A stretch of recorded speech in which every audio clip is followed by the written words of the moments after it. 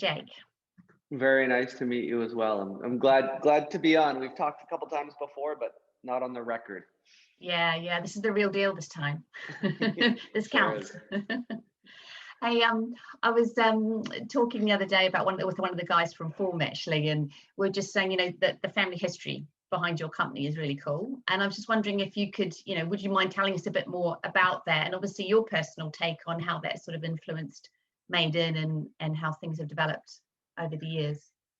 Yeah, so I kind of grew up in a family business that's very similar to what Made In's doing today in a lot of ways. My grandfather started a business in 1929 that started as building literal bars and cabinets for bars, not entirely different than Form in a lot of ways. And over the century, it kind of evolved from just builders of bar rooms to designers of kitchens, to wholesalers of kitchen equipment, to installers of professional kitchens and all this kind of stuff. So a big part of their business was wholesaling restaurant equipment and supplies. So we would wholesale stuff as small as forks and knives and wine glasses, all the way up to the big equipment a kitchen would use: walk-in refrigerators, ranges, that kind of stuff. So I grew up in that business, always knew I was going to kind of spend my time at some point and put my time in. So from the age of I would say 23 to 28, I went back to Boston and kind of put my time in and learned the family industry, and ended up working my way up and running that business. And that's where I got to intimately know a lot of these categories that Made In plays in now. We would wholesale for a lot of the people that actually Made In competes against now, whether it's the premium incumbents of the world that you'd find at a retail shop, or the more commercial brands. I understood how their business operated, how their brands worked, and that's kind of how I saw the opportunity in the space. Wow. So there's business in your blood then, I think. Yeah. Is that true? And very particular business. If I can't sell pots and pans, I don't know what else I'm gonna ever be able to do. It's kind of my sole skill set at the moment. So I'm curious then, you sell pots and pans, to put it the way that you put it. Are you a good cook? Is it your thing? Yeah. First of all, you kind of have to live the brand. So I got better and better, but I grew up cooking a lot. My mom's a fantastic cook. It's kind of one of her passions. So I grew up cooking with my mom. That's like me and my dad worked together, and my mom and I cooked together. So, and then, yeah, I love everything about cooking in restaurants. Before I went back to work in my family business, I was doing consulting for fine dining restaurant groups. I studied hospitality at university. So like, it's always been hospitality, restaurants, food, cooking, kind of in my career trajectory. It's a good point, actually. It's the eating as much as the cooking, isn't it? You've got to have pleasure in the whole process, I guess, is an important part of it as well.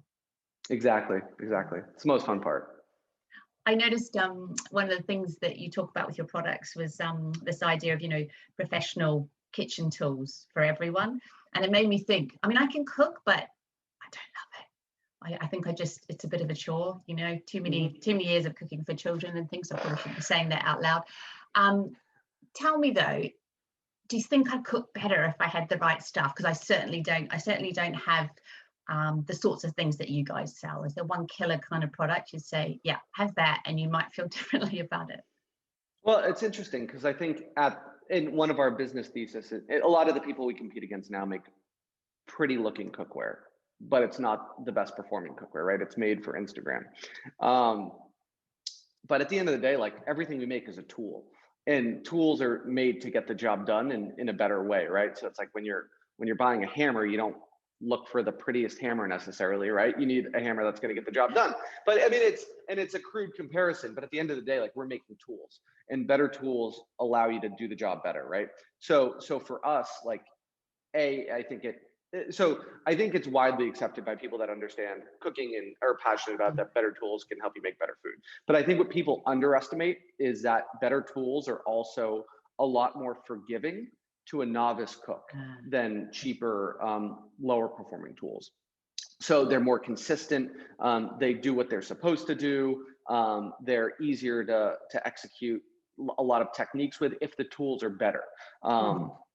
Chopping a hard vegetable with a dull knife is incredibly difficult. and it's a lot less forgiving of activity when it comes to like how you can prepare a meal. So I think for even novice cooks, a lot of the pushback we get are like, I'm not a Michelin star chef. I don't need the best tools. But really, like, that's even more reason why you should be investing in better tools, because it's going to make your life easier. And I think make cooking more fun. And it sounds like if you have the right stuff, there's no going back. It sounds like, you know, if you've got that amazing one frying pan or a couple of really good knives, that's what you stick with. Yes, you're inspiring me already, actually, as I'm thinking about a few of my frying pans, and one of them's gone a bit wonky. So I think I'm hearing I need to upgrade. What do your customers, what have they kind of taught you, if you know what I mean, over the years? Is there stuff where, I mean, clearly you know what you're doing, it's been in your blood for years, you're really close to all your products. Does stuff surprise you sometimes? Customers come back to you and it just either throws a whole new perspective on things, or maybe it's just a new avenue of thinking about how products work or where they could be situated in the home and so on? That's a good question. You know, how have our customers surprised us with their feedback? Or I mean, I think for anybody that has a brand, or a majority of people that have their own brand, like, you're not always gonna think the same way the customer does, and that's something you learn very early on. We've made a couple products that at the very last minute, I was like, should we even release this? Like, is anyone gonna like this? And they've gone on to be wildly popular. So I think very early on, you learn to take yourself away from the equation. Like, you know, I now I say, like, I think I know what quality is, but I don't always know exactly what the customer is looking for. So, you know, that's one step, I think. But then otherwise, I mean, it's funny. I think more than anything, we knew there was an opportunity to in this category. Like, I would say we would be surprised at how people have fallen in love with their kitchen tools, but people already fell in love with the produce they buy, with where they source their beef from, that whole process. So it's not a surprise that they're going to fall in love with sourcing their tools once they get into it. Or likewise, that, you know, they're going to, you know, trust our curation. Like, we knew that if we could get a customer into the brand, we could explain to them why they should invest in a rounded saucier pan when they have never heard of it.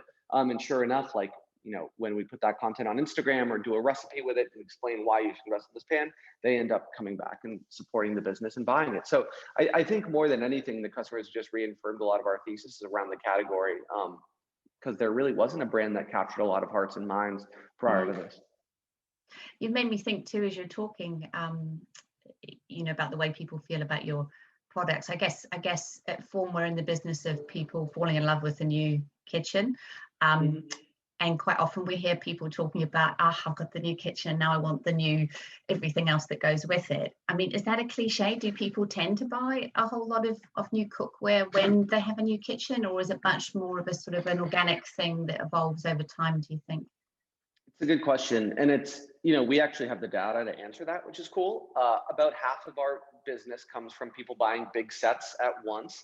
And the other half comes from people picking a couple items at a time and, you know, curating over time.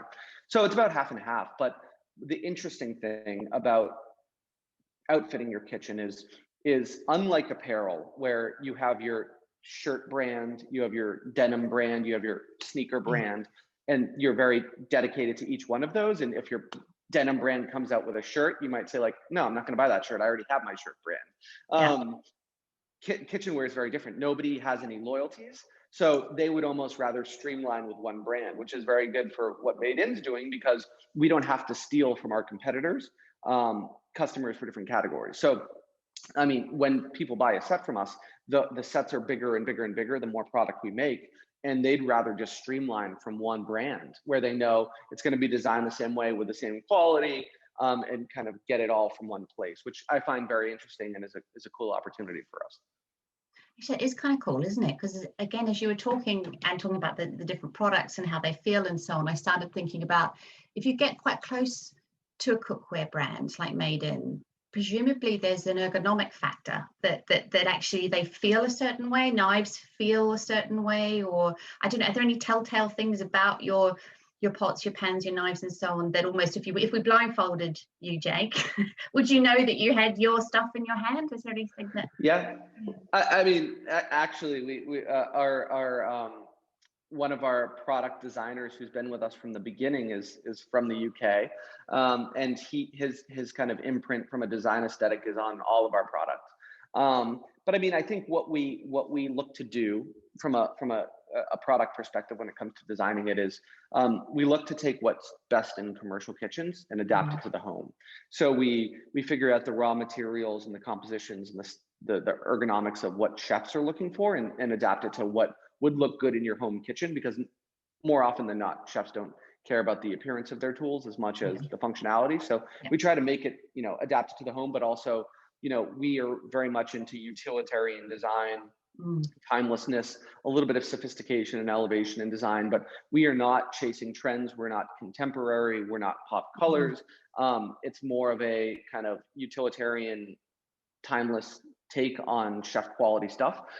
That's pretty enough to leave kind of in your home kitchen and use every day and feel comfortable with.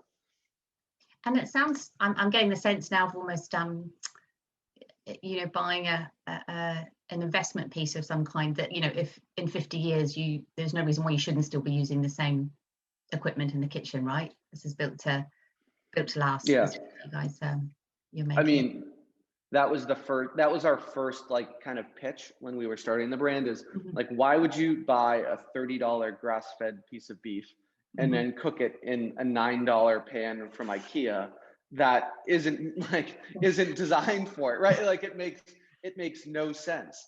And if investing in that nice pan, to your point, can last you decades. So that was like one of our very early lines that we used a lot, and it's resonated with a lot of people. So is there a paradox in there with innovation? I know that at some level, you want things to be true to their job, their task, rather than necessarily innovating just for innovation's sake. What's your ethos there? Well, there's a lot of really smart people that are doing innovative things in the food space, in the food, cooking, culinary preparation space. That said, I think more than anything, what we love about cooking and what draws us to cooking is the process, right? It's very meditative for a lot of people. It's very fun. It brings families together. I think you mentioned it's become a bit of a chore over the years, but I think one of the general trends we're seeing is it's becoming from a chore to a skill for a lot of people. So back in the 60s, 70s, everyone said cooking was just a chore. And now a lot of people are beginning to look at it as a skill that they're honing. And they're kind of addicted to getting better at it. Fitness. That's what I need. It's a lot of people. I mean, even the people in finance who work in London or New York City who usually eat out, once they start cooking, they realize like, oh, I want to get better at this, and they get better and better and start investing more in that sense. So I think we're realizing that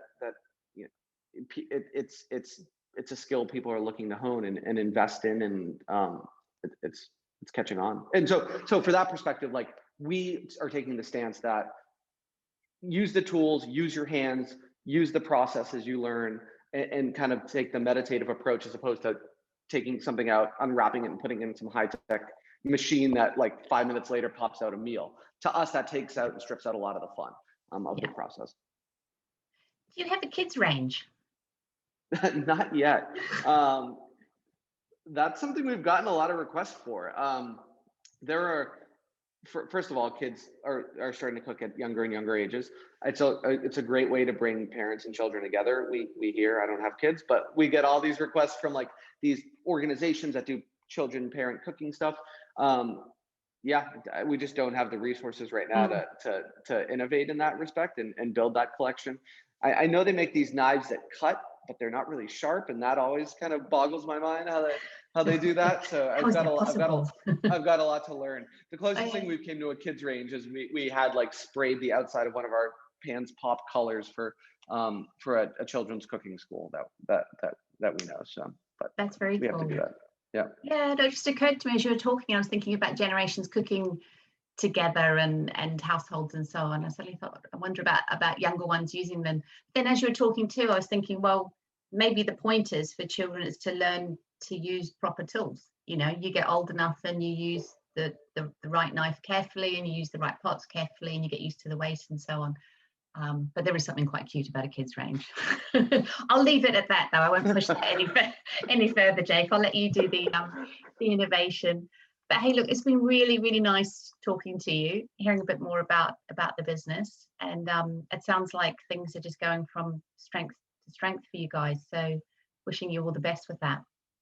Yeah, I mean, it's companies like Form that are bringing more attention to the space and the care of building out kitchens and what goes along with cooking. So excited to partner with Form and continue the mission of making people's kitchens nicer. Thank you, and likewise. Take care, Kristen.